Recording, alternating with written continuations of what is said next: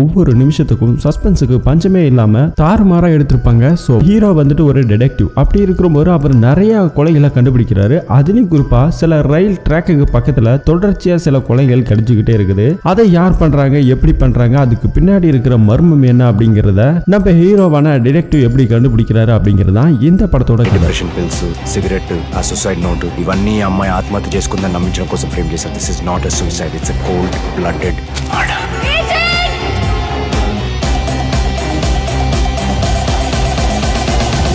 வாங்க இப்ப இந்த படத்தோட கதையை பார்ப்போம். இந்த படத்தோட ஸ்டார்டிங் சீன்ல நம்ம ஹீரோவை தான் காமிக்கிறாங்க. காலேஜ்ல ஏதோ தங்கி இருக்கிற மாதிரி தெரியுது. ஒரு போன் கால் அவங்க மாமா கிட்ட இருந்து வருது. என்னன்னு தெரியல, அர்ஜென்ட்டா வர சொல்றாங்க. அங்க இருந்து உடனே ஹீரோவும் கிளம்பி போறாரு. போயிட்டு இருக்கும்போது என்ன மாமா ஆச்சு, ஏன் அப்படி வர சொல்றீங்கன்னு சொல்லி கேட்கும்போது தான் அம்மா இறந்துட்டாங்க அப்படிங்கிற விஷயம் நம்ம ஹீரோக்கு தெரியுது. அழுதுகிட்டே ஒரு வழியா வீடு வந்து சேர்றாரு. ஆனா வீட்டுக்குள்ள போய் பார்த்தா இப்ப அம்மாவோட டெட் பாடி கூட காணும். சோ இவர் வர்றதுக்கு முன்னாடியே அவங்களுக்கு செய்ய வேண்டிய இறுதி சடங்குகளுக்காக செஞ்சு அவங்கள அடக்கம் பண்ணிட்டு தான் அவங்க மாமாவும் சொல்றாங்க. ஆனா அடக்கம் பண்றது இங்க கிடையாது, காசுக்கு எடுத்துட்டு போயிருக்காங்க. சோ கடைசி நேரத்துல என் அம்மாவோட முகத்தை கூட பார்க்கலையேன்னு சொல்லி நம்ம ஹீரோ பயங்கரமா அழுகிறாரு. அப்படியே ஒரு 4 வருஷம் கட் பண்ணா நம்ம ஹீரோவை தான் காமிக்கிறாங்க. இப்ப நம்ம ஹீரோ ஒரு டிடெக்டிவ் ஆபீசர். சொல்லிக்கிற மாதிரி ஒன்னும் பெரிய கேஸ் எல்லாம் வராது. இது போதாத குறைக்கு நம்ம ஹீரோ கிட்ட அசிஸ்டண்டா ஸ்னேகான்னு சொல்லிட்டு ஒரு பொண்ணு வேலை பார்க்கறாங்க. அவங்களுக்கு ட்ரைனிங் பண்றது நம்ம ஹீரோ தான். குறிப்பா நம்ம ஹீரோ இந்த டிடெக்டிவ் இந்த மாதிரியான கண்டுபிடிக்கிற விஷயம்லாம் எப்படி கண்டுபிடிப்பாரு அப்படின்னா, நிறைய கிரைம் சினிமா பார்ப்பாரு. அப்படி பார்த்து தான் சில கேஸுகளுக்கான எவிடன்ஸ் எல்லாம் கண்டுபிடிப்பாங்க. இப்ப புதுசா வந்திருக்க பொண்ணுக்கும் அப்படிதான் ட்ரைனிங் பண்ணிக்கிட்டே இருக்கிறாரு. இந்த கொலை பண்றவங்களா இருக்கானுங்களா, இந்த தப்பு பண்றவங்களா இருக்கானுங்களா, இவனுக்கு எல்லாம் சுத்தமான ஒரு மட பசங்க. 99% பேரு தப்ப முட்டாள் தான் பண்ணுவானுங்க அப்படின்னு ஏகப்பட்ட விஷயத்த சொல்றாங்க.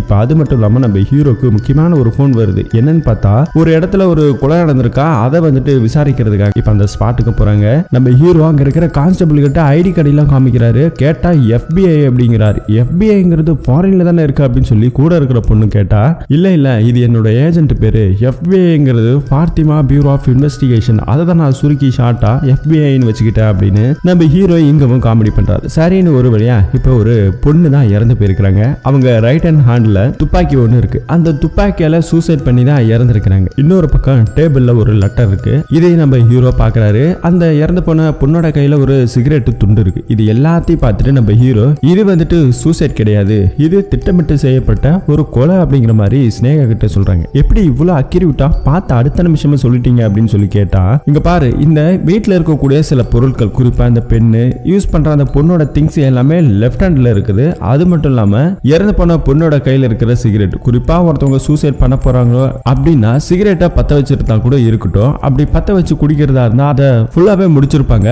அது இப்படி ஃபுல்லா முடிக்கிறதுக்கு முன்னாடியே ஒருவேளை துப்பாக்கியால சுட்டிருந்தா கூடமே அது பத்த வச்சிருப்பாங்கல்ல, அது கொஞ்சம் கொஞ்சமா எரிஞ்சு சாம்பலா இருக்கும். ஆனா இது பாரு பாதியிலே நின்று இருக்கு. அப்படின்னா கொலைகாரன் எவனே தான் பத்த வச்சு இந்த பொண்ணோட கையில கொடுத்துருக்கான் அப்படின்னு நம்ம ஹீரோவும் சொல்றாரு. பாயிண்ட் 1. ரெண்டாவது, இந்த பொண்ணு சிகரெட் குடிக்கிற மாதிரி பழக்கம் இருந்தது அப்படின்னா இந்த வீட்டுல எங்கேயாவது ஒரு மூலையில சிகரெட் துண்டு இருக்கும். மொட்டை மாடியிலயோ பாத்ரூம்லோ இல்ல வீட்லயோ அப்படி இருந்திருக்கணும். அல்ல லைட்டர் இருந்திருக்கணும், இல்ல வத்தி இப்படி இருந்திருக்கணும். அப்படி இருக்கும்போது எதுவுமே இல்லை அப்படின்னா அந்த பொண்ணு எப்படி சிகரெட் குடிக்கும், செக் பண்ணும்போது தெரிஞ்சிடும் அப்படின்னு ஒரு பக்கம் சொல்றாரு. பாயிண்ட் 2, இந்த பொண்ணு லெஃப்ட் ஹேண்டுங்கிறது நம்மளால கண்டுபிடிச்சிக்க முடியுது. அப்படி இருக்கும்போது இந்த பொண்ணு எப்படி ரைட் ஹேண்ட் மூலமா துப்பாக்கியால சுட்டு சூசைட் பண்ணி இறந்திருப்பாங்க அப்படின்னு சொல்றாரு. இன்னொன்னு என்ன அப்படின்னா, ஒருவேளை இந்த பொண்ணு அப்படி சுட்டுக்கிட்டு இறந்திருந்தாலும் டிகர்ல இருந்த இந்த பொண்ணோட கைய அந்த பக்கமா தான் உள்ள இருந்திருக்கணும். ஆனா இந்த கண்ணு பாரு அவங்க கையிலே வச்சு விட்டு போன மாதிரி தான் இருக்குது அப்படின்னு சொல்லி எல்லாத்தையும் மேட்ச் பண்றாரு. கண்டிப்பா இது வந்துட்டு சூசைட் கிடையாது, கொலை தான் அப்படிங்கிற மாதிரி நம்ம ஹீரோ சொல்லிக்கிட்டு இருக்கிறாரு. இப்ப அந்த இடத்துல கரெக்டா எஸ்ஐயுமே வராரு. எஸ்ஐ வந்தோடனே, சார் இது வந்துட்டு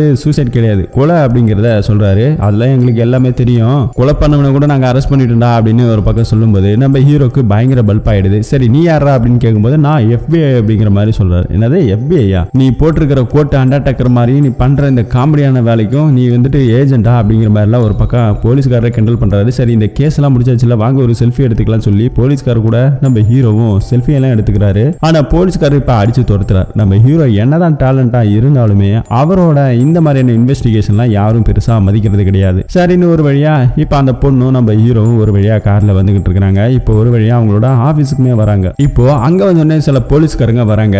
அதே ஏரியால இருக்கிற போலீஸ்காரங்க தான். இங்க வந்துட்டு கோவில்ல வந்துட்டு 2 திருடனுங்க திருடிட்டானுங்களா. இப்ப இந்த கேஸ் யார் திருடா அப்படிங்கறத நீங்க கண்டுபிடிக்கணும். ஏன்னா இவனை கேட்டா இவங்கிறான், இவனை கேட்டா இவங்கிறான் அப்படின்னு ஒரு பக்கம் போலீஸ்காரங்க சொல்றாங்க. நம்ம ஹீரோ ஒரு சாட்டை ஒன்று எடுக்கிறாரு. அதுல ஒரு பேரை எழுதி பக்கத்துல இருக்க ஸ்னேகா கிட்ட கொடுத்துட்டு அக்கிஸ்ட் முன்னாடி 2 விரல நீட்டுறாங்க. இந்த 2 விரல நீ ஒன்னு தொடரா பார்க்கலாம் அப்படின்னு சொல்லும் போது டக்குன்னு ஒருத்தன் தொடுறான். ப்ரௌன் கலர் சட்டைக்காரன். ப்ளூ கலர் போட்ட சட்டைக்காரன் அப்படியே யோசிச்சுட்டே இருக்கிறான். இப்ப தொட்டா இல்லையா, என்ன சார் தொட்டா அப்படின்னு அந்த பக்கத்துல இருக்க அகிஸ்ட் கேட்கும்போது இவன் தான் சார் திருடன், அதனாலதான் டக்குன்னு தொட்டுட்டான். திருடாதவன் பாரு யோசிக்கிறான், என்னடா நம்ம ஏதாவது தொட்டு தப்பாயிடுமோன்னு யோசிக்கிறான் பாருங்க அப்படின்னு ஒரு பக்கம் சொல்லும்போது அங்க இருக்கிற அகிஸ்ட் பயங்கரமா திட்டுறான். யோ, என்ன பார்த்தா நான் உனக்கு காமெடி மாதிரி தெரியுதா, நீ தொட சொன்னதாலயா நான் தொட்டேன், நான் ஏன் திருட போறேன், நான் திருடவே இல்லையா, அந்த நேரத்துல அங்க நான் இல்லவே இல்லையா அப்படின்னு ஒரு பக்கம் நம்ம ஹீரோவையே திட்டிட்டு இருக்கான். சரிடா, ஆமாண்டா, உன்னை பார்த்தா ஒன்னும் திருடாத மாதிரி தான் தெரியுது, பாவமா தான் இருக்குது. நேற்று நைட்டு நீ அந்த தியேட்டர்ல தானே இருந்த, மேல மொட்டை மாடியில பால்கனி சீட்ல அப்படின்னு ஒரு பக்கம் நம்ம ஹீரோ சொல்லிக்கிட்டு இருக்கா. சார் ஆமா சார், நேற்று நான் அங்கதான் சார் இருந்தேன் அப்படின்னு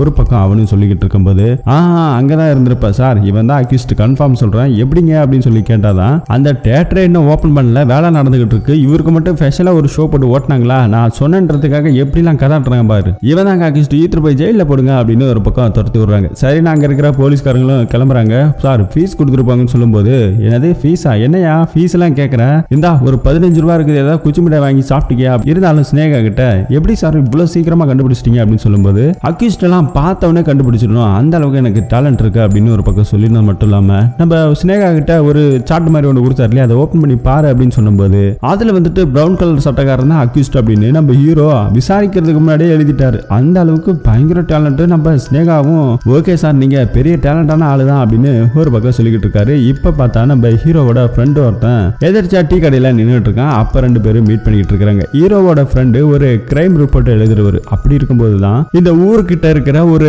ரயில்வே ட்ராக்ல நிறைய பிணங்கள் கிடக்கிறதா அப்படின்னு நம்ம ஹீரோவோட ஃப்ரெண்டு ஒருத்தவன் சொல்லிக்கிட்டு இருக்கிறான். இதனால பெரிய பெரிய வேலைலாம் வந்துகிட்டு இருக்குது, கொஞ்சம் கூட நிம்மதியா இல்ல, வேலை பிரஷர் ரொம்ப அதிகமா இருக்கு அப்படின்னு இவங்க 2 பேருக்குள்ள பேசிக்கிட்டு இருக்காங்க. இப்படியே ஒரு பக்கம் போய்கிட்டு இருக்கு. நம்ம ஹீரோ சின்ன சின்ன கேஸ் எல்லாம் வந்துட்டு விசாரிக்கிறாரு. விசாரிச்சுட்டு அதையும் 10 ரூபா 20 ரூபா அப்படின்னு ஃபீஸ் எல்லாம் வாங்கிக்கிறாரு. இப்படியே அவரோட லைஃப் போய்கிட்டு இருக்கு. நிறைய இடத்துல ப்ரொமோட் பண்றாரு, போஸ்டர்லாம் ஒட்டுறாரு. ஆனா ஒன்னும் பெருசா எந்த ஒரு கேஸுமே இவருக்கு பெருசா கிடைக்கல. அப்படியே கட் பண்ண நம்ம ஹீரோ வந்துட்டு தூங்கிட்டு இருக்காரு. அப்ப வந்துட்டு படத்தோட ஸ்டார்டிங்ல நம்ம ஹீரோவோட அம்மா இறந்து போனார் இல்லையா, அவங்க மாமா தான் இறுதி சடங்குலாம் செஞ்சிருப்பாங்க.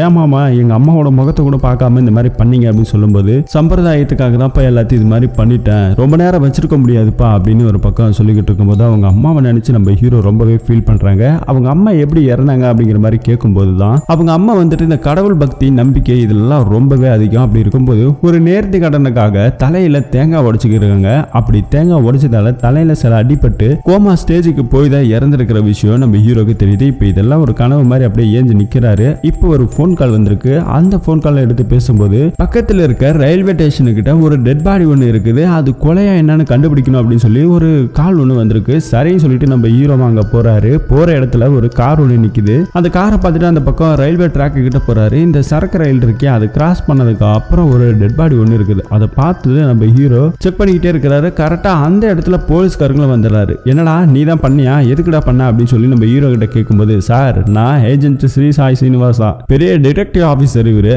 யோ நீ தான் கொலை பண்ண, கிரைம் ஸ்பாட்ல யார் இருக்கிறாங்களோ அவங்க தான் எங்களுக்கு பிரைமரி அக்யூஸ்ட் அப்படின்னு சொல்லிட்டு நம்ம ஹீரோவை அரெஸ்ட் பண்ணி கூட்டிட்டு போறாங்க. என்ன பெரிய அக்யூஸ்ட், இன்னும் கொஞ்ச நேரத்துல நான் ஜாமீன்ல வெளியே வருவேன் அப்படின்னு சொல்லிட்டு இருக்கும்போது அவன் ஃப்ரெண்டு நம்ம ஸ்னேகா எல்லாருமே வந்துடுறாங்க. நம்ம ஹீரோவோட ஃப்ரெண்ட் அங்க இருக்கிற போலீஸ்கார்ட்ட எவ்வளவு தூரம் சொல்றாரு, சார் இவருக்கு ஒரு போன் கால் வந்தது, அதுக்கப்புறம் தான் இவர் போனாரு, இவர் தான் அக்யூஸ்ட், நீங்க எப்படி கூட்டு வரலாம் அப்படின்னு சொல்லும்போது, யோ நீ கிரைம் ரிப்போர்ட்டர் தானே, கொலை நடந்த இடத்துல எவன் இருக்கிறோன்னா அவன் தான் முக்கியமான அக்யூஸ்ட், இவன் எதுக்கு அங்க போனா அப்படின்னு ஒரு பக்கம் சொல்லிக்கிட்டு இருக்க. சரின்னு நம்ம ஹீரோட ஃப்ரெண்டு நான் பெயில் எடுத்துட்டு வரேன்டா அப்படின்னு சொல்லி கிளம்பி போறாங்க. இப்ப நம்ம ஹீரோவை நைட் டைம்ல அங்க இருக்கிற ஸ்டேஷன்ல உட்கார வச்சிருக்காங்க. போதாதுக்கு வரைக்கும் அங்க இருக்கிற அக்யூஸ்டுங்களுக்கு எல்லாம் எப்படி பெயில் எடுக்கணும் அப்படிங்கிற மாதிரி நிறைய டிப்ஸ் எல்லாம் கொடுக்குறாங்க.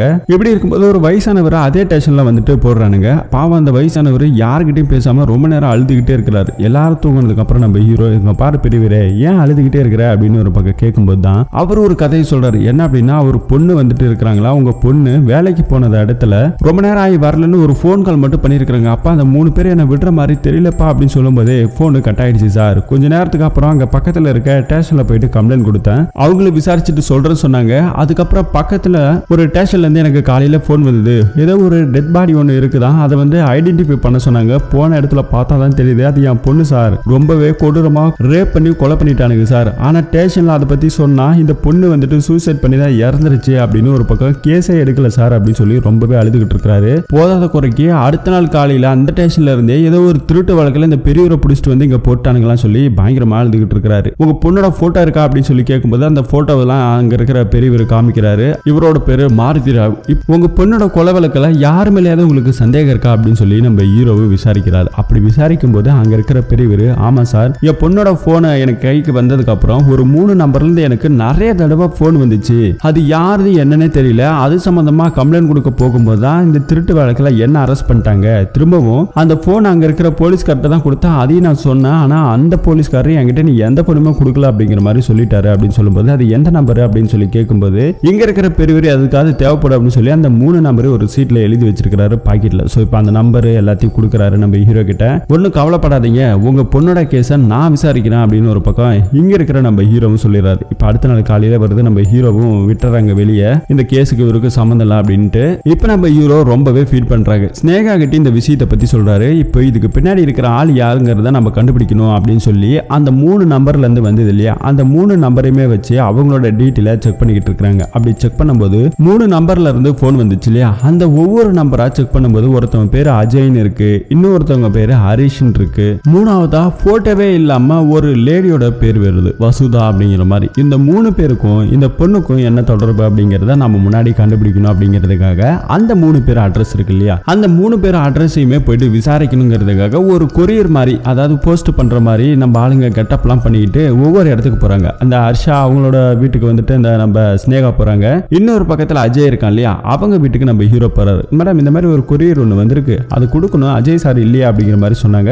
இறந்து போன பொண்ணோட டேட் வந்துட்டு 18. அப்படி இருக்கும்போது அந்த 18ஆம் தேதியே நான் வந்தேன், நீங்க இல்லை அப்படின்னு சொல்லும்போது நாங்க செங்கல்பட்டு ஒரு வேலையா போயிட்டோம் அப்படிங்கிற மாதிரி அஜய் வீட்டுல நம்ம ஹீரோ விசாரிச்சார்லையே அங்க சொல்றாங்க. இதே மாதிரி இன்னொரு இடத்துல ஸ்னேகா விசாரிக்க போனாங்க. அவங்களும் இதே மாதிரி 18ஆம் தேதி நாங்க இல்ல செங்கல்பட்டு போயிருக்கோம் அப்படிங்கிற மாதிரி சொல்றாங்க. இப்ப 3ஆவதா ஒரு இடத்துல இருக்கணும் அந்த பொண்ணு வசுதா. சோ அந்த அட்ரஸுக்கும் போய் பாக்குறாங்க. ஆனா அந்த இடத்துல அந்த பொண்ணு கிடையாது. இப்ப வீட்டை மாத்திட்டாங்களாம். மாத்தது மட்டும் இல்லாம ஹவுஸ் ஓனர் நம்பர் கொடுங்க, இந்த மாதிரி அவங்களோட கொரியர் ஒன்று ரொம்ப நாள் பெண்டிங்ல இருக்குன்னு சொல்லி நம்ம ஸ்னேகா தான் வந்துட்டு பேசி ஒரு வழியா நம்பர் வாங்குறாங்க. ஆனா இப்ப அந்த நம்பருக்கு போட்டாலும் போனு போகல. அதுக்கப்புறம் அந்த ஹவுஸ் ஓனரே போன் பண்றாரு. போன் பண்ணி கேட்கும்போது அவங்க இல்ல, வீடு காலி பண்ணிட்டு எங்க வெளியூர் போயிட்டு தான் சொல்றாங்க. ஆனா எந்த இடம் சரியா தெரியலையா அவருக்குமே. இப்படி இருக்கும்போது இந்த 2 பேருமே செங்கல்பட்டுல தான் வந்துட்டு இருந்திருக்கிறதா சொல்றாங்க. அப்ப இவங்க 2 பேருக்குமே ஏதோ ஒரு தொடர்பு இருக்குது, அதை நம்ம ஃபர்ஸ்ட் கண்டுபிடிக்கணும். நாளைக்கு அவங்க வந்துருவாங்க, நாளையில இருந்து அவங்கள நம்ம ஃபாலோ பண்ணணும். ஹர்ஷா எப்படி நடந்து தான் போவான், அவனோட ஃபாலோவரா நீ இரு. அஜய் எப்படி வண்டியில போவான், அவனோட ஃபாலோவரா நான் இருக்கு அப்படின்னு சொல்லிட்டு அவங்க 2 பேருமே ஃபாலோ பண்ணிக்கிட்டே இருக்கிறாங்க. நம்ம ஹீரோவும் ஸ்னேகாவும் ஒரு பக்கம் நம்ம ஹீரோ ஃபாலோ பண்றாரு இல்லையா, அவனை ஃபாலோ பண்ணிக்கிட்டே இருக்கிறாரு. அப்படி இருக்கும்போது இன்னொரு பக்கத்துல நம்ம ஸ்னேகா விசாரிக்கிறாங்க இல்லையா, அந்த ஹரிஷ்ங்கிறவன் ஒரு சூப்பர் மார்க்கெட்டுக்குள்ள போவான். அங்க இருக்கிற ஒரு யாரோ ஒரு ஆளு அவர் கையில ஏதோ ஒரு லெட்டர்ஸ் டாக்குமெண்ட் மாதிரி கொடுக்குறாங்க. இதையும் நம்ம ஸ்னேகா ஒளிஞ்சு நின்று பாத்துறாங்க. அப்படியே இந்த பக்கத்துல நம்ம ஹீரோவை காமிக்கிறாங்க. நம்ம ஹீரோ ஃபாலோ பண்ற அந்த அஜய் ஒரு கார் ரெண்டுக்கு ஒரு இடத்துல போயிட்டு பாக்குறாங்க. கார்லாம் ஏதோ ரெண்டுக்கு எடுக்கிற மாதிரி ஏதோ பேசிக்கிட்டு இருக்கிறான். அப்பதான் நம்ம ஹீரோக்கு ஒரு விஷயம் புரியுது. அந்த டெட் பாடி ஒன்னு ரயில்வே ட்ராக் கிட்ட கிடைச்ச பார்க்க போகும்போது கூட இதே கார் தானே பார்த்திருப்பாரு அப்படிங்கிற மாதிரி ஒரு பக்கம் சந்தேகமும் வருது நம்ம ஹீரோக்கு. இப்படியே காலையில இருந்து 2 பேரும் ஃபாலோ பண்ணிக்கிட்டே வராங்க. ஒரு கட்டத்துல அஜயுமே ஹரிஷுமே 2 பேருமே ஒரே இடத்துல மீட் பண்ணிக்கிறானுங்க.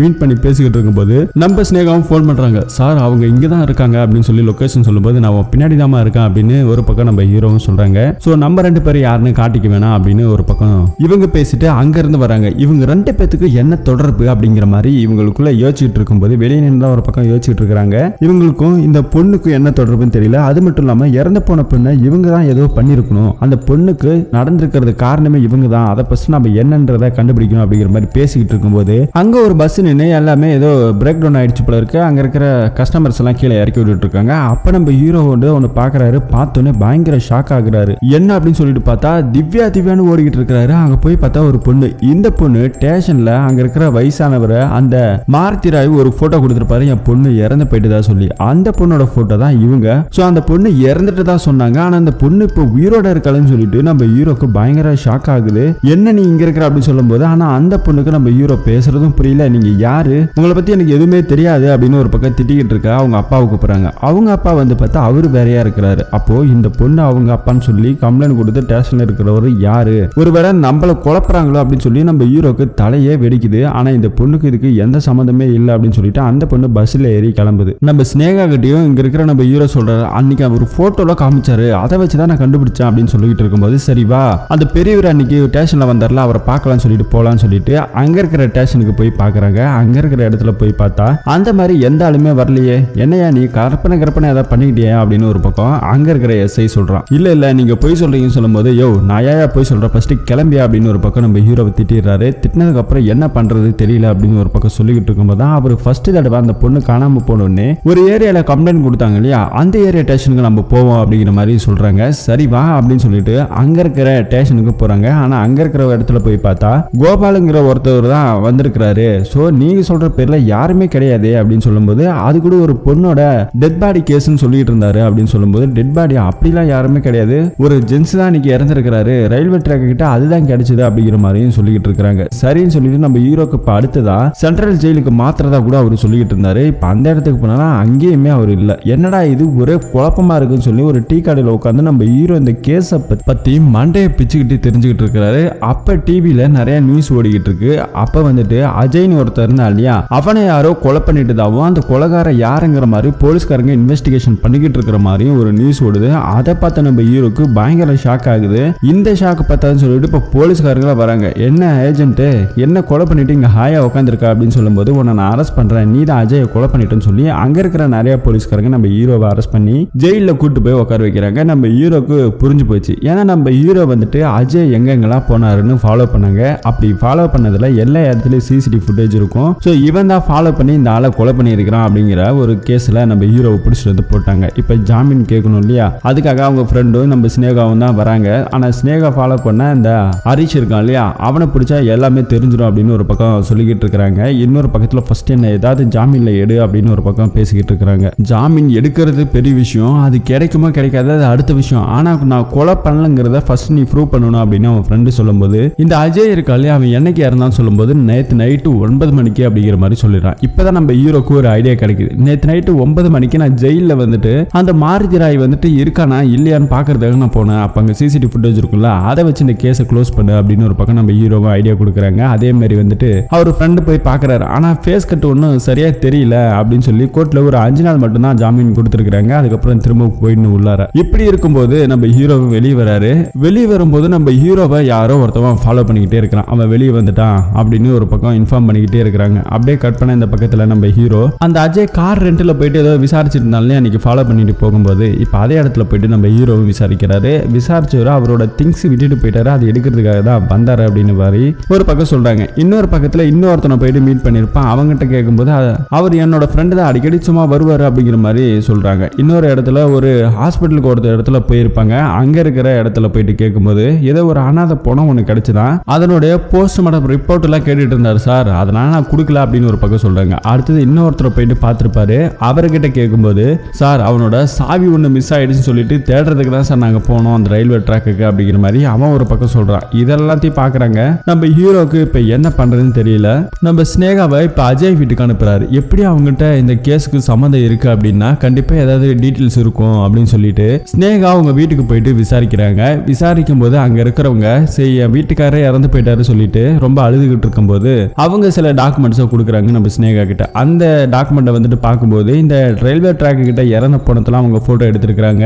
அப்பதான் நம்ம ஹீரோக்கு ஒரு விஷயம் புரிய வருது. என்ன அப்படின்னா இந்த கொலைக்கும் அவங்களுக்கும் ஏதோ சம்மந்தம் இருக்கு அப்படின்னு ஒரு பக்கம் கண்டுபிடிக்கிறாங்க. இதை கண்டுபிடிச்சுட்டு இருக்கும்போது அடுத்த ஒரு ஷாக், ஹரிஷ் இருக்கான் இல்லையா அவனுமே இறந்துட்டதா சொல்லி சொல்றாங்க. இப்ப இன்னொரு பேரதிர்ச்சியா இருக்குது.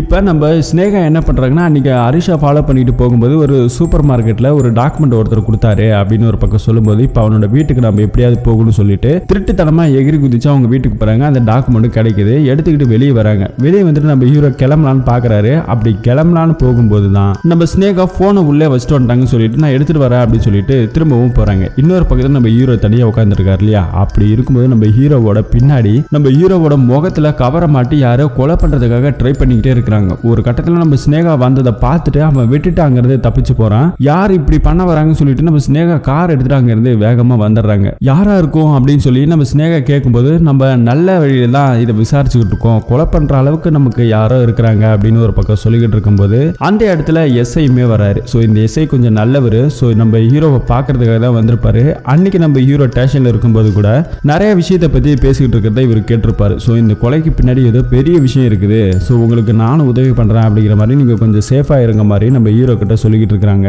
அப்போ அங்க இருக்கிற ஸ்னேகா கிட்ட அன்னைக்கு ஹரிஷ் கையில ஒருத்தன் டாக்குமெண்ட் கொடுத்தா இல்லையா, அவனை நீ பாத்துருக்கல, அவன் ஆள் பார்க்க எப்படி இருப்பான் சொல்ல முடியுமான்னு சொல்லி கேட்கும்போது ஆளை பார்த்தா நான் கரெக்டா சொல்லுவேன் சார் அப்படின்னு ஒரு பக்கம் சொல்றாங்க. சரி ஏதாவது ஒரு அடையாளம் அவன் போகும்போது அப்படின்னு சொல்லி கேட்கும்போது ஒரு 2 வீலர்ல பாத்துருக்கிறேன் அப்படின்னு ஒரு பக்கம் சொல்றாங்க. ஆனா நம்பர் 7ல தான் ஆரம்பிக்கும், மற்றபடி எனக்கு எதுவும் தெரியல அப்படிங்கிற மாதிரி சொல்றாங்க. சரி நீங்க இருக்கிற போலீஸ்காரர் 7ல ஆரம்பிச்சா நிறைய நம்பர் இருக்கும், பர்டிகுலர் இந்த ரெஜிஸ்ட்ரேஷன்ல மட்டும் 7ல ஆரம்பிக்கிற நம்பரோட டீட்டெயில் ஆடியோ கிட்ட இருந்து நாளைக்கு நான் எடுத்துறேன் அப்படிங்கிற மாதிரி நம்ம எஸ்ஐ போலீஸ்காரரும் சொல்லிடுறாரு. சரி நீங்க இருந்து வெளியே கிளம்பலான்னு பார்ப்பாங்க. அப்ப வெளியே வந்துட்டு ஒரு 2 வீலர் இருக்கும். சார் இங்க இருக்கிற 2 வீலர் மாதிரி தான் அன்னைக்கு நான் பார்த்தேன் கன்ஃபார்ம் சொல்லும்போது அந்த 2 வீலருமே 7ல தான் ஆரம்பிக்குது. ஸோ இதெல்லாம் போலீஸ்காரங்க யூஸ் பண்ற வண்டி அப்படின்னா அன்னைக்கு ஹரிஷ் கையில டாக்குமெண்ட் கொடுத்தது ஒரு போலீஸ்காரனா அப்படின்னு சொல்றாங்க. ஸோ இந்த வண்டி யார் யூஸ் பண்றாங்க அப்படின்னு சொல்லி பார்க்கும்போது அங்க இருக்கிற ஒரு கான்ஸ்டபிள் தான் யூஸ் பண்றாங்க. உடனடியாக அந்த கான்ஸ்டபிளை ஸ்டேஷனுக்கு வர சொல்லி இருக்கிறாங்க. வந்த அடுத்த நிமிஷம் அவனை பிடிச்சி நம்ம எஸ்ஐ கேட்கிறாரு, என்னடா நடந்துச்சு, எதுக்கடா அன்னைக்கு அவங்ககிட்ட என்னடா டாக்குமெண்ட் கொடுத்தா அப்படின்னு ஒரு பக்கம் எஸ்ஐ மிரட்டி கேட்கும்போது தான் இவர் சில விஷயத்த சொல்றாரு. என்ன அப்படின்னா நம்ம ஹீரோவோட டீட்டெயில் அவனுங்க கேட்டிருக்கிறானுங்க, நம்ம ஹீரோ பத்தின டீட்டெயில்ஸ் தான் இங்க இருக்கிற கான்ஸ்டபிள் அவங்கள்ட்ட கொடுத்துருக்காங்க, இது தவிர வேற எதுவும் இல்லை சார் அப்படின்னு அங்க இருக்கிற சொல்றாங்க. சரி அவன் பொய் சொல்ல மாட்டான் அப்படின்னு சொல்லி இங்க இருக்கிற எஸ்ஐ சொல்றாங்க. அப்பதான் நம்ம ஹீரோக்கு ஒரு விஷயம் புரியுது, அன்னைக்கு கொலை நடக்கும்போது போலீஸ்காரங்க வேற அரெஸ்ட் பண்ணாங்க இல்லையா, அதே இடத்துல இந்த ஹரிஷும் இந்த அஜயுமே பார்த்துருக்காங்க நம்ம ஹீரோ. இது எல்லாத்தையும் கெஸ் பண்ணி நம்ம ஹீரோ என்ன சொல்றாரு அப்படின்னா எனக்குமே அந்த டெட் பாடியோட தான் தொடர்பு இருக்குது, அதனால தான் நான் இதுல இன்வால்வ் ஆனேன். அப்படி இருக்கும்போது அவனுங்களும் இந்த டெட் பாடி பத்தி விசாரிச்சிருக்கிறானுங்க. அப்போ காமனா இருக்கிற மோட்டிவ் அந்த டெட் பாடியை பத்தி அவனுங்க ஏதோ விசாரிச்சிருக்கிறாங்க, அதை என்கிட்ட சொல்லலாம்னு முயற்சி பண்ணிருக்கிறானுங்க. ஆனா இதை ஏன் போலீஸ் கிட்ட சொல்லலன்னு தான் எனக்கு தெரியல. அப்பனாக்கா இதுக்கு பின்னாடி ஏதோ இருக்குது, அந்த இறந்து போன அந்த டெட் பாடியை வந்துட்டு திரும்பவும் உங்க இன்ஃப்ளூயன்ஸை பயன்படுத்தி திரும்ப போஸ்ட்மார்ட்டம் பண்ணணும், அவங்க எதனால இறந்துகிட்டாங்கன்னு தெரிஞ்சாதான் நம்ம எதுக்காக இதெல்லாம் நடக்குது அப்படிங்கறத நம்மளால கண்டுபிடிக்க முடியும் அப்படின்னு ஒரு பக்கம் சொல்றாங்க. இப்போ ஹரிஷ் அஜயும் கொலை பண்ண மாதிரி அடுத்ததா என்னையும் கொலை பண்றதுக்கு தான் இவனுங்க பிளான் போட்டிருக்கானுங்க, ஆனா அதுல இருந்து நான் தப்பிச்சிட்டேன் அப்படின்னு ஒரு பக்கம் சொல்றாரு. இப்ப அதே இடத்துல இன்னொரு வயசான ஒருத்தர் வந்து அழுதுகிட்டே இருக்கிறாரு ஸ்டேஷன்ல வந்து. என்ன அப்படின்னா உங்க பொண்ணு வந்துட்டு காணாம போயிடுச்சான், அதை நினைச்சு பயங்கரமா அழுகிறாரு. உங்க பொண்ணு எப்படி இருக்குன்னு சொல்லும் போது அங்க எல்லாம் சொல்றாங்க ரெட் கலர் ட்ரெஸ் தான் கடைசியா போட்டு இருந்தா, அது மட்டும் இல்ல அவ கையில அவங்க அம்மாவோட முகத்தை பச்சை குத்திருப்பா, என்ன ஆனான்னு தெரியல, ரொம்ப அழுதுகிட்டு இருக்கிறாரு. கேஸ் எல்லாம் எடுத்துக்கிறாங்க. ஒரு பக்கம் அங்க இருந்து கிளம்புறாங்க. சரின்ட்டு கொஞ்ச நாள் அப்பயே அடுத்த நாள் காலைல காமிக்கிறாங்க, ஏதோ ஒரு டெட் பாடி ஒன்று கிடைச்சிருக்குதான் ரயில்வே ட்ராக்கு பக்கத்துல. இப்ப அங்க போயிட்டு பாக்குறாங்க நம்ம ஹீரோ எல்லாருமே போறாங்க. நேத்து வந்துட்டு ஒரு கம்ப்ளைண்ட் கொடுத்தாரு இல்லையா, அந்த வயசானவரும் கூப்பிட்டு வராங்க. ஏன்னா இறந்து போனது ஏதோ ஒரு பொண்ணு தானா, அதனால ஐடென்டிஃபை பண்ண சொல்றாங்க. அந்த பெரியவரு போய் பாக்குறாரு, கதறி அழுகிறாங்க. இறந்து போனது அவங்க பொண்ணு தானா, ஆனா முகம் சிறந்துருச்சு. எப்படின்னு பார்த்தா அந்த பொண்ணு அவங்க அம்மாவோட போட்டோ டாட்டா குத்தி இருக்குன்னு சொன்னாங்க இல்லையா, அது மாதிரி டாட்டா குத்தி இருக்கு. அதை வச்சுதான் கண்டுபிடிச்சிருக்காங்க. கதறி அழுகிறாங்க. நம்ம ஹீரோக்கு ரொம்பவே கவலையா இருக்கு. இப்ப அழுகுறவரு வசுதா அப்படின்னு சொல்லி அழுதுகிட்டு இருக்கிறாரு. அப்பதான் நம்ம ஹீரோக்கு தூக்கி வாரி போடுது, என்னது வசுதாவா அப்படின்னு. ஏன்னா இன்னொரு கில்லர் ஒருத்தவங்க காணாம போனாங்க. ஏன்னா இந்த இன்வெஸ்டிகேஷன் பண்ணும்போது வசுதான்னு ஒருத்தவங்க இமேஜே இல்லாம இருந்தாங்க இல்லையா, சோ அவங்க இவரோட பொண்ணு தானா. சோ அப்படி இருக்கும்போது அப்ப அவங்களும் இறந்துட்டாங்க அப்படின்னா இந்த 3 பேத்துக்கும் இந்த கொலைக்கும் ஏதோ சம்பந்தம் இருக்கு அப்படிங்கறத நம்ம ஹீரோ புரிஞ்சுக்கிறாரு. ஆனா யாரு எதுக்காக இப்படி பண்றாங்க, எல்லாரும் ஏன் அப்படி செஞ்சுக்கிட்டு இருக்காங்க ஒண்ணுமே புரியலையேன்னு ஒரு பக்கம் யோசிச்சுக்கிட்டு இருக்காங்க. அப்படியே கட் பண்ண அந்த பக்கத்துல நம்ம ஹீரோவை ஒருத்தன் ஃபாலோ பண்ணிக்கிட்டே இருந்தா இல்லையா, அவனும் அங்க ஒளிஞ்சு நின்று பார்த்துக்கிட்டு தான் இருக்கிறான். இப்ப அப்படியே கட் பண்ண நம்ம ஹீரோ அந்த பக்கம் ஒரு இடத்துல வந்து நிக்கிறாரு. நின்றுகிட்டு இருக்கும்போது பின்னாடி அவன் ஒளிஞ்சு நின்று நம்ம ஹீரோவை ஒரு ஸ்பை ஒருத்தன் பார்த்துக்கிட்டு இருந்தா இல்லையா, அவனும் பார்த்துக்கிட்டு தான் இருக்கிறான். ஒரு வழியா நம்ம ஹீரோவோட டீம் எல்லாமே அங்கிருந்து போறாங்க. ஆத்ரே அங்கிருந்து கிளம்பிட்டான்னு சொல்லி இன்ஃபார்ம் பண்றாங்க. ஆனா இப்ப வண்டி ஸ்டார்ட் பண்றான், வண்டி ஸ்டார்ட் ஆகல. நான் வேணா கிக்கர் போட்டுமா சொல்லி நம்ம ஹீரோ சொல்றாங்க. சோ நம்ம ஹீரோ இவங்களை கண்டுபிடிச்சிட்டானுங்க. அடுத்த நிமிஷம் இவங்களை தூக்கிட்டு போய் ஸ்டேஷன்ல உட்கார வச்சு எதுக்கடா இதெல்லாம் பண்ணிக்கிட்டு இருக்கிற அப்படின்னு ஒரு பக்கம் சொல்லிக்கிட்டு இருக்கும்போது தான் இவன் வந்துட்டு ஒரு பிளாஷ் பக்கம் சொல்றான். என்ன அப்படின்னா நம்ம ஹீரோ எப்படி இந்த கேஸ்ல இன்வால்வ் ஆனவரோ அவருக்கு எப்படி நடந்ததோ சேம் அதே பேட்டர்ன்ல இவரையும் இன்வால்வ் பண்ணியிருக்கிறாங்க. இவனும் ஒரு டிடெக்டிவா பெங்களூர்ல இருக்கிறானா. சோ இப்படி இருக்கும்போது தான் நான் வந்துட்டு உங்களை ஃபாலோ பண்ண அப்படின்னு ஒரு பக்கம் சொல்லிக்கிட்டு இருக்கிறான். அடா போடா பைத்தியம் அப்படின்னு ஒரு பக்கம் திட்டிட்டு நம்ம ஹீரோவும் சிரிக்கிறாரு. அப்ப வந்துட்டு ஒரு இறந்து போன டெட் பாடி வந்துட்டு போஸ்ட்மார்ட்டம் பண்றதா சொல்லிட்டு இருந்தாங்க இல்லையா, இப்ப அதை செக் பண்ணி பார்த்ததுல அது வந்துட்டு கொலைலாம் கிடையாதான், அது வந்துட்டு ஒரு நேச்சுரல் டெத் அப்படிங்கிற மாதிரி சொல்றாங்க. இதை கேட்ட நம்ம ஹீரோக்கு இன்னும் ஷாக் ஆகுது. நேச்சுரல் டெத் அப்படின்னா ரயில்வே ட்ராக்கில் இறந்து போனவங்க எல்லாரோட லிஸ்ட் எடுங்க அப்படின்னு சொல்லி கேட்கறாங்க.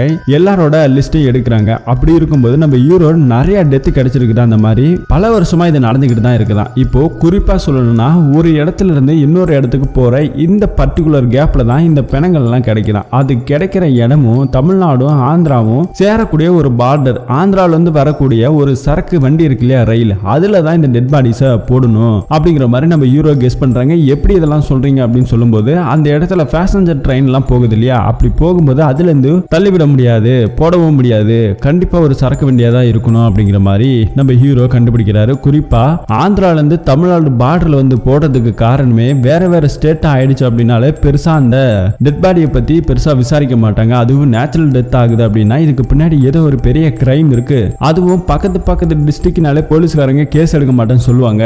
இது ஸ்டேட் சம்பந்தப்பட்டது. சோ காணாம போனவங்க இது வரைக்கும் யாருமே வந்து கம்ப்ளைண்ட் கொடுக்கல அப்படின்னு ஒரு பக்கம் சொல்லிக்கிட்டு இருக்காங்க. அப்பதான் நம்ம ஹீரோ இதை பத்தி விசாரிக்க ஆரம்பிக்கிறாங்க. சோ அந்த ட்ரெயின் வர டைம் எல்லாத்தையுமே வந்துட்டு கெஸ் பண்றாங்க. அப்படி இருக்கும்போது அந்த ட்ரெயின் வந்து நிக்கிறது ஒரு சின்ன ஏரியாவா தான் இருக்கும், கண்ணூர் அப்படிங்கிற இடம். சோ இப்போ அந்த இடத்துல இருந்து தான் இதெல்லாம் ஒரு வேலை நடக்கும் அப்படிங்கிற மாதிரி நம்ம ஹீரோ கெஸ் பண்றாங்க. சோ கெஸ் பண்ணி அந்த இடத்துக்கு போயிட்டு இருக்கும் போதே நம்ம ஹீரோவை யாரோ சுட்டுறாங்க. அர்ஜென்ட்டா ஹாஸ்பிட்டல்ல வந்துட்டு சேர்க்கறாங்க. ஆனா நம்ம ஹீரோ திரும்ப ஏஞ்சி உட்காரு. எதுக்குடா இப்படி டிராமா பண்ற அப்படின்னு சொல்லி கேட்டா, ஆமா நம்ம இவ்வளவும் பண்றோம், நம்மள யாரோ வாட்ச் பண்ணிட்டு இருக்காங்க, ஒருவேளை நம்ம போனா கண்டிப்பா என்னையும் கொண்டுடுவாங்க, அதுக்காக தான் நான் இப்ப ஹாஸ்பிட்டல்ல இருக்கிற மாதிரி ஒரு டிராமா போட்டுட்டு நம்ம யாருக்கு தெரியாம போகணும் அப்படிங்கிற மாதிரி பேசிட்டு இவனுங்க எல்லாருமே அந்த ஸ்பாட்டுக்கு போறாங்க. இப்ப அந்த ரயில்வே ஸ்டேஷன்ல போயிட்டு அங்க இருக்கிறவங்கள்ட்ட விசாரிக்கிறாங்க. இந்த ட்ரெயின் வந்துட்டு எவ்வளவு நேரம் நிற்கும் அப்படிங்கிற மாதிரிலாம் விசாரிச்சுட்டு இருக்கும்போது பின்னாடி வந்துட்டு நிறைய போட்டோஸ் எல்லாம் இருக்குது. இதெல்லாம் என்னது அப்படின்னு சொல்லி கேட்கும்போது இதெல்லாம் வந்துட்டு நாடகம், ஃபர்ஸ்ட் இந்த ரயில்வே ஸ்டேஷன் ஓபன் பண்ணும்போது பண்ணவங்களோட போட்டோஸ் அப்படின்னு சொல்லும்போது இந்த இடம் எங்க இருக்கு அப்படிங்கிற மாதிரி நம்ம ஹீரோவும் கேட்க ஆரம்பிக்கிறாங்க. அங்க இருக்கிற ட்ரெயின் மாஸ்டரும் ஒரு ஊர் பேரை சொல்றாங்க. அதே மாதிரி அந்த இடத்தையும் சொல்றாரு அங்க இருக்கிற ரயில்வே மாஸ்டர். சரின்னு சொல்லிட்டு நம்ம டீமுங்க எல்லாமே இப்ப அங்க போறாங்க. அங்க போய் பார்த்தா ஒருத்தவன் இருக்கிறான். அவன் வேற யாரும் இல்ல, நம்ம ஹீரோவோட ஆரம்பத்துல ஸ்டேஷன்ல ஒன்னா இருந்தா பாருங்க, அவன் தான் அங்க இருக்கிறான். அதை பார்த்தோன்னா நம்ம ஹீரோ அவனை பிடிச்சி கட்டு போட்டு அடிக்க ஆரம்பிச்சிட்டாங்க. ஏன்டா என்னையே ஏன்டா இப்படி குழப்பி விட்டா, என்னடா நடந்தது, ஒழுங்கா உண்மையை சொல்றா அப்படிங்கிற மாதிரி ஒரு பக்கம் சொல்லும் போது தான் அவன் சில கதைகளை சொல்றான். பல வருஷத்துக்கு முன்னாடி நான் சும்மா ஆளுங்க நாடகம் போடுவேன், ஊரா சுத்துவேன், சீட் ஆடுவோம், குடிப்பேன், எந்த வேலை விட்டு இல்ல. அப்பதான் எனக்கு வந்துட்டு ஒரு நம்பர்ல இருந்து போன் வந்துச்சு, ஏதோ ஒரு 2 டெட் பாடி இருக்குது, அதை கொண்டு போய் எரிக்கணும்னு சொன்னாங்க. நானும் என்னோட ஆளுங்கெல்லாம் போயிட்டு எரிச்சோம். அப்படியே நாளுக்கு நாள் கொஞ்சம் ஆச்சு, 7 ஆச்சு, 8 ஆச்சு, நிறைய வந்துச்சு. ஸோ அதனால எங்களுக்கு ஒரு பணத்துக்கு 5000 ரூபான்னு சொல்லுவாங்க. நாங்களும் அந்த பணத்தை போய் ஒரு இடத்துல போட்டு எரிச்சிருவோம். அப்படி எரிக்கும் போது ஒரு தடவை ஃபாரஸ்ட் கார்டுங்க பார்த்துட்டாங்க. அதுக்கப்புறம் இந்த விஷயத்தை பத்தி நானும் அவங்கள்ட்ட சொன்னேன். ஒரு வாரத்துக்கு அப்புறம் எதுவும் பண்ணாதீங்க அப்படின்னு சொல்லிட்டு திரும்பவும் அப்புறம் ஆரம்பிச்சாங்க. ஆனா இந்த தடவை எங்களால பணம் அதிகமா வர்றதால எரிக்கிறதுக்கும் முடியல. அதனால நாங்களே என்ன பண்ணோம் அப்படின்னா, வர பணத்துல நிறைய தாயத்துங்கள்லாம் இருக்கும். அந்த தாயத்தெல்லாம் நாங்க வந்துட்டு கலட்டிட்டு தான் கொண்டு போய் ஒரு ரயில், சரக்கு ரயில் வரும், அந்த ரயில் சென்டர்ல பெட்டியோட வச்சு போற இடத்துல தமிழ்நாடு பார்டர்ல தள்ளி விட்டுருவோம். தள்ளி விட்டுட்டு நாங்களும் யாருமே பண்ணாத மாதிரி வெளியே வந்துருவோம். இந்த மாதிரி நிறைய வந்துட்டு பணங்கள் வந்துகிட்டே இருந்துச்சு. ஆனா இதெல்லாம் யார் பண்றாங்க, எதுக்கு பண்றாங்க அப்படின்றத நாங்களும் கேட்டுக்கல, கேட்கவும் முடியாது, எங்களுக்கே பயமா இருந்துச்சு அப்படின்னு ஒரு பக்கம் சொல்லிக்கிட்டு இருந்தாரு. அப்பதான் இவருக்கே ஒரு நாள் புரிய வந்துச்சு அப்படிங்கிற மாதிரி சொல்றாரு. நான் அவங்கள்ட்ட கேட்கலனாலும் ஆனா இந்த டெட் பாடிஸ் எல்லாம் எப்படி வருதுன்னு ஒரு நாள் எனக்கே தெரிஞ்சது. எப்படி அப்படின்னா, இவங்களோட ஊர்ல திடீர்னு சில பேர் வயசானவங்க இறந்து போயிட்டாங்க. இறந்து போனதால அங்க இருக்கிற ஒரு பொண்ணு, நான் எவ்வளவு வேணா பணம் தரேன், இந்த டெட் பாடியை காசிக்கு எடுத்துட்டு போயிட்டு எரிச்சிருங்க, ஏன்னா இறந்தவங்கள அங்க கொண்டு போய் எரிச்சாக்கா திரும்பவும் அவங்க நம்ம குடும்பத்திலே பிறப்பாங்க, அவங்களுக்கு மோட்சம் கிடைக்கும், அதாவது அவங்களோட ஆத்மா சாந்தி அடையும். அதுவும் வந்துட்டு குறிப்பா இறந்து போனா அடுத்த நாள் காலையிலே இதை பண்ணா அப்படின்னாக்கா அவங்களோட ஆத்மா சாந்தி அடையும் அப்படின்ற மாதிரி சொன்னதால இவங்களா ஒரு பூஜை பண்ணி கயிறெல்லாம் கட்டி, அதுவும் குறிப்பா இந்த அம்மன் பேர்ல ஒரு பூஜை பண்ணிருப்பாங்க இறந்தவங்களுக்கு, அதெல்லாம் எடுத்து இதே ஆம்புலன்ஸ்ல எடுத்து போட்டுட்டு வருவானுங்க. சோ அப்பதான் இங்க இருக்கிற ஆளுக்குமே புரிஞ்சிருக்குது. அப்போ அவங்க அனுப்புற பணங்கள் எல்லாம் இந்த மாதிரி கலெக்ட் பண்ணி தான் பணத்தை வாங்கிட்டு நம்ம கிட்ட அனுப்பி வைக்கிறானுங்க அப்படிங்கிறது இங்க இருக்கிற ஆளுக்கும் புரிய வருது. இப்போ நிறைய பணங்கள்லாம் வந்தது இல்லையா, அது எல்லாமே இந்த மாதிரியான வந்த பணங்கள் தான். இப்போ நம்ம ஹீரோ இந்த மாதிரி வாங்கிட்டு போறீங்களே, என்ன பண்ணீங்க ஏது பண்ணீங்கன்னு ஊருக்காரங்க கேட்க மாட்டாங்களா அப்படின்னு சொல்லும்போது அவங்களாம் யாரும் கேட்க போறது இல்லை. ஏன்னா எங்கள்கிட்ட கொடுத்துட்டாங்க அப்படின்னா அவங்களுக்கு நம்பிக்கை வர மாதிரி நாங்களே பூஜை பண்ணிடுவோம். ஆனா எடுத்துட்டு போயிட்டு நாங்க ரயில்வே ட்ராக்ல தூக்கி போட்டுருவோம், அவங்களுக்கு என்ன தெரியவா போகுது அப்படிங்கிற மாதிரி ஒரு பக்கம் சொல்லி இருக்கிறாங்க. சோ இந்த மாதிரி தான் எல்லாத்தையும் பண்ண அப்படிங்கிற மாதிரி இவரு சொல்லிடுறாரு. மற்றபடி எனக்கு எதுவும் தெரியாது அப்படின்னு சொல்லிடுறாரு. இப்ப அவன் கட்டி போட்டு வச்சிருக்காங்க. இந்த பக்கத்துல நம்ம ஹீரோ தடு மாதிரி அழுதுகிட்டே வராரு. என்ன அப்படின்னா, இவங்களோட அம்மா வர்றதுக்கு அடுத்த நாளே அவங்க அம்மாவோட முகத்தை கூட பார்க்காம தானே எடுத்துட்டாங்க அப்படின்னு சொல்லிட்டு இருந்தாங்க இல்லையா. இப்ப அவங்க மாமாக்கு போன் பண்றாங்க. அம்மாவை எதுக்காக அவ்வளவு சீக்கிரமா அடக்கம் பண்ணீங்க அப்படின்னு சொல்லி கேட்கும்போது தான் நம்ம ஹீரோ, இல்லப்பா அம்மாவோட ஆத்மா சாந்தி அடையணும், திரும்பவும் இங்கே வந்து பிறக்கணுங்கிறதுக்காக நான் தான் காசுக்கு அனுப்பி வச்சேன், அதனாலதான் அவ்வளவு சீக்கிரமா எடுத்தேன் அப்படிங்கிற மாதிரி சொல்லும்போது நம்ம ஹீரோவும் பயங்கரமா இருக்கிறாரு. அப்ப தன்னோட அம்மாவையும் இவனுங்க இப்படிதான் ரயில்வே பெட்டியில இருந்து தூக்கி போட்டிருப்பானுங்க எங்கேயாவது அப்படின்ற ஒரு பக்கம் நம்ம ஹீரோ அழுதுகிட்டே இருக்கிறாரு. அதை நினைச்சு ரொம்ப உண்மையை வருத்தப்படவும் ஆரம்பிக்கிறாரு. இன்னொரு பக்கத்துல நம்ம ஹீரோ திரும்ப இவங்க எல்லாருமே சேர்ந்து ஒரு இன்வெஸ்டிகேஷன் பண்றாங்க. இவ்வளவு பணத்தையும் வாங்கிட்டு போறானுங்கல்ல, வாங்கிட்டானுங்களா, வாங்கிட்டு போனது மட்டும் இல்லாம அவனுங்க இவ்வளவு பணத்தை இதுக்காக மட்டும் பண்ண மாட்டானுங்க, வேற எதுக்காவது பயன்படுத்துவானுங்க. அதாவது இறந்து போன பணத்தை வச்சுக்கிட்டு அவங்களோட ஃபிங்கர் பிரிண்ட் எல்லாம் எடுத்துருவானுங்க, எடுத்து வேற வேற கொலைகளுக்கு தொடர்பு படுத்துறது கூட வாய்ப்பு இருக்கு அப்படிங்கிற மாதிரி ஒரு பக்கம் நம்ம ஹீரோ கெஸ் பண்றாரு. இது எப்படி நீங்க சொல்றீங்க அப்படின்னு சொல்லி கேட்கும்போது தான் நம்ம ஹீரோ படத்துல ஒருத்தனை ஃபாலோ பண்ணிட்டு போவார் இல்லையா, அந்த அஜய். அப்படி இருக்கும்போது ஒரு இடத்துல இளநீ வெட்டுற குடுவா கீழே விழுந்திருக்கும், அதை நம்ம ஹீரோ எடுத்து கொடுத்திருப்பாரு. எடுத்து கொடுக்கும்போது அந்த ஃபிங்கர் பிரிண்டை வச்சு தான் இவர் தான் அந்த கொலையை பண்ணிட்டாங்க அப்படின்னு சொன்னது மட்டும் இல்லாம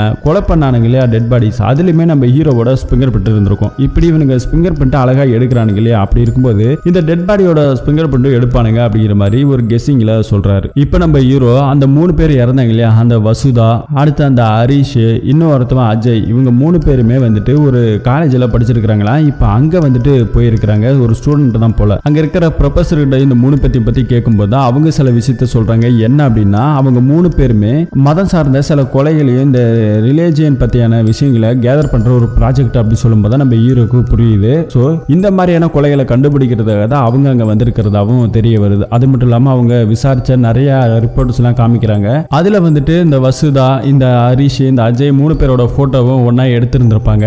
அப்படி எடுத்த போட்டோல வசுதா கையில எந்த ஒரு டாட்டோவுமே இல்ல. அதை பாக்குற நம்ம ஹீரோக்கு பயங்கர ஷாக் ஆகுது. இறந்து போன வசுதா கையில ஒரு டாட்டோ இருந்தது, ஆனா இந்த பொண்ணோட கையில டாட்டோ இல்ல. அப்படின்னா அந்த வசுதா யாரு அப்படிங்கிற மாதிரி இங்க இருக்கிற நம்ம ஹீரோ அந்த போட்டோ வச்சு விசாரிச்சதுல அவங்களும் அதே காலேஜ்ல ப்ரொஃபஸரா தான் இருக்கிறாங்க. எதுக்காக இதெல்லாம் பண்றாங்க அப்படின்னு சொல்லும்போது இது வந்துட்டு ஒரு பிசினஸாவே பண்றாங்க. ஏன்னா மதத்தை நம்பி தானே இங்க நிறைய பேர் இருக்கிறாங்க. சோ அதை வச்சுதான் இவனுங்க எல்லாத்தையும் இதை பண்ணிக்கிட்டு இருக்கிறானுங்க, ஒரு பெரிய பிசினஸாவே பண்ணிக்கிட்டு இருக்கிறானுங்க அப்படின்ற மாதிரி சொல்லிக்கிட்டு இருக்கிறாங்க. அப்புறம் ஏன் நம்மள இதுல இன்வால்வ் பண்ணிருக்கணும் அப்படின்னு சொல்லும்போது இந்த கேஸை விசாரிக்கிற மாதிரி கூடவே இருந்திருக்கிறாங்க. ஆனா தான் ஃப்ரெண்டுங்களை விசாரிக்கும் போது இதுல நிறைய பணம் கிடைக்குது அப்படிங்கறத தெரிஞ்சுக்கிட்டு அதை நாம பண்ணணுங்கிறதுக்காக அவனுங்க ஃப்ரெண்டுங்களை 2 பத்தியுமே முடிச்சுட்டானுங்க. அது மட்டும் இல்லாம இந்த கேஸை நானும் விசாரிச்சிருக்கேன், என்ன மாதிரியே டிடெக்டிவ் முட்டாளி நீயும் விசாரிச்சிருக்கிற, அதனால தான் என்னையும் கொலை பண்றதுக்காக அவனுங்க பிளான் போட்டானுங்க, அதுக்குள்ள நம்ம தப்பிச்சுட்டோம் அப்படிங்கிற மாதிரி ஒரு பக்கம் நம்ம ஹீரோ இது எல்லாத்தையும் கெஸ் பண்ணிக்கிட்டு இருக்காங்க. இப்பதான் இங்க இருக்கிறவங்களுக்கே புரியுது. அப்போ அந்த பெண்ணோட டெட் பாடி ஒன்று கிடைச்சுன்னு சொல்லி ஒரு வயசானவர் வந்தார் இல்லையா, அவரும் ஃபேக்கு, அப்போ அந்த பொண்ணும் ஃபேக்கு. இந்த மாதிரி ஏதோ ஒரு அனாதை போன மாதிரி ஏதோ ஒன்று வந்திருக்கும், அனுப்பிச்சு விட்டுருப்பாங்க. ஸோ அந்த பணத்தை தான் இவங்க எடுத்துட்டு வந்து இந்த மாதிரி டாட்டோலாம் போட்டு செட் பண்ணி வச்சிருக்கிறாங்க. இப்படி எல்லாத்தையுமே நம்ம ஹீரோ கண்டுபிடிச்சிட்டாரு. இப்பதான் ஒரு பிளாஷ்பேக்கை ஒன்று காமிக்கிறாங்க. அந்த லேடி ப்ரொஃபஸரையும் காமிக்கிறாங்க. ஒரு பொண்ணு இறந்து போயிடுது, என் பொண்ணு கையில டாட்டோ இருக்குன்னு சொன்னார் இல்லையா, அந்த ஆளு இவனுங்க ஆளுங்க தான் எல்லாமே. இந்த பொண்ணுக்கு கீழே வேலை பார்க்கறவங்க இந்த பிசினஸ் அவனுங்க கண்டுபிடிச்சிடணும் அப்படின்னா நம்ம நடுத்தருவில் தான் நிக்கணும். இவ்வளவு நாளா இதை நம்ம பத்திரமா பண்ணிக்கிட்டு இருக்கிறோம் அப்படிங்கிற மாதிரி சொல்லி பேசிக்கிட்டு இருக்கிறாங்க. அப்பதான் அங்க இருக்கிற ஒரு ஆளு சொன்னாங்க, அவனை கார்ல வச்சு நான் கொலை பண்ணலாம்னு முயற்சி பண்ண, ஆனா ஜஸ்ட் மிஸ்ல தப்பிச்சிட்டான் அப்படின்னு ஒரு பக்கம் சொல்லிக்கிட்டு இருக்கும்போது ஒரு நாள் நம்ம ஹீரோவை கார்ல வச்சு பேப்பரை போட்டு சாகடிக்கலாம்னு பார்த்தானுங்க இல்லையா, அந்த அட்டெம்ப்ட் பண்ணது வேற யாரும் இல்ல, இவனுங்க தான். ஸோ உடனடியா அந்த ஆத்திரவையும் கொலை பண்ணிடணும் அப்படின்னு ஒரு பக்கம் பிளான் பண்ணிக்கிட்டு இருக்காங்க. அப்படியே கட் பண்ணா இந்த பக்கத்துல தான் நம்ம ஹீரோ வந்துட்டு இந்த டெட் பாடிஸ் கையில ஒரு தடவை கயிறுல இருந்திருக்கும், இந்த மாந்திரிகம் இந்த மாதிரி பூஜை எல்லாம் பண்றாங்க இல்லையா, அந்த மாதிரி பேர்ல ஏதாவது இடம் இருக்கா அப்படிங்கிற மாதிரி செக் பண்றாங்க. ஸோ அப்படி செக் பண்ணும்போது அப்படிதான் ஒரு ட்ரஸ்ட் ஒன்று இருக்குது. இப்போ அந்த ட்ரஸ்ட்டுக்கு தான் நம்ம ஹீரோவும் போறாங்க. அந்த இடத்துல இருந்து தான் அந்த 3 பேர் பேசியிருப்பாங்க. ஸோ அப்படி பேசிக்கிட்டு இருந்த இடத்துல அவனுங்க தப்பிச்சிடானுங்க. ஒரு பக்கம் அங்க இருக்கிறவங்களாம் சொல்லும்போது நம்ம ஹீரோ அவங்க தப்பிக்கல, தப்பிச்சு போயிருந்தா இப்போ பக்கத்துல தான் போயிருக்கணும், எப்படி சொல்றீங்கன்னு சொல்லும்போது அந்த இடத்துல மழை பெஞ்சு சேரா இருக்கும், அந்த சேரில் பதிஞ்ச கால் தடம் எல்லாமே இப்ப ரீசெண்டா பட்ட மாதிரி இருக்கும். அது இல்லாம அவனுக்கு குடிச்ச தண்ணி பீரு எல்லாமே இப்ப யூஸ் பண்ணதா தான் இருக்கும். ஸோ இப்படி கெஸ் பண்ணாக்கா அவனுக்கு போன தடம் வந்து பாத்தீங்கன்னா அங்க இருக்கிற ஒரு ரயில்வே ஸ்டேஷன், அப்படி இருந்தா அவனுக்கு பக்கத்துல தான் போயிருக்கணும், அவங்களோட இடத்துக்கு தான் போயிருக்கணும் அப்படிங்கிற மாதிரி சொல்லிட்டு இப்ப அவங்களுக்கு சம்பந்தப்பட்ட இடத்தெல்லாம் தேடி போலீஸ்காரங்க இப்ப அந்த இடத்துக்கு போலீஸோட நம்ம ஹீரோவும் போய் பிடிச்சிடுறாரு. வேற வழியே இல்லாம மாட்டிக்கிட்டானுங்க. இப்போ இந்த கேஸுக்கான சம்பந்தமா எல்லாத்தையுமே அரெஸ்ட் பண்ணிடுறாங்க. இப்ப நம்ம ஹீரோ இந்த கேஸை முடிச்சிட்டாரு இல்லையா, அந்த பொண்ணு கூட ஒரு செல்ஃபி எடுத்துக்கிறாங்க. அப்படியே கட் பண்ணா இந்த பக்கத்துல அந்த கனடா இன்வெஸ்டிகேஷன் ஆபீசர் ஒருத்தர் வந்தார் இல்லையா, அவரு இப்ப நானும் கிளம்புறேன், ஏதாவது ஒண்ணுனா மீட் பண்ணிப்போம் அப்படிங்கிற மாதிரி இவங்க 2 பேரும் பேசிக்கிட்டே வராங்க. இந்த பக்கத்துல நம்ம ஹீரோ ஒரு சமாதிக்கு வந்து ஒரு லெட்டர் ஒன்று எழுதி வைக்கிறாரு. இந்த லெட்டரோட சமாதி யாருதுன்னு பார்த்தா நம்ம ஹீரோவோட அம்மாது. ஆனா இந்த இடத்துல அவங்க அம்மா இல்லைன்னு தெரியும், இருந்தாலும் நம்ம ஹீரோ வேற வழி இல்லாம வச்சுட்டு போறாரு. இந்த மாதிரியான நிறைய விஷயம் உண்மையா நடந்ததுதான் இவங்க ஒரு படமா எடுத்திருக்கிறாங்க. இந்த படம் ரொம்பவே லென்த்தா வளன்னு போகும், ஆனா இது எந்த அளவுக்கு ஷார்ட்டா சொல்ல முடியுமோ அந்த அளவுக்கு சொல்லியிருக்கிறோம். இது மாதிரியான கதைகளை தெரிஞ்சுக்கணும் அப்படின்னா மறக்காம நம்ம சேனலை சப்ஸ்கிரைப் பண்ணி சப்போர்ட் பண்ணுங்க. மீண்டும் ஒரு நல்ல படத்தோட கதையில சந்திப்போம். தேங்க்யூ.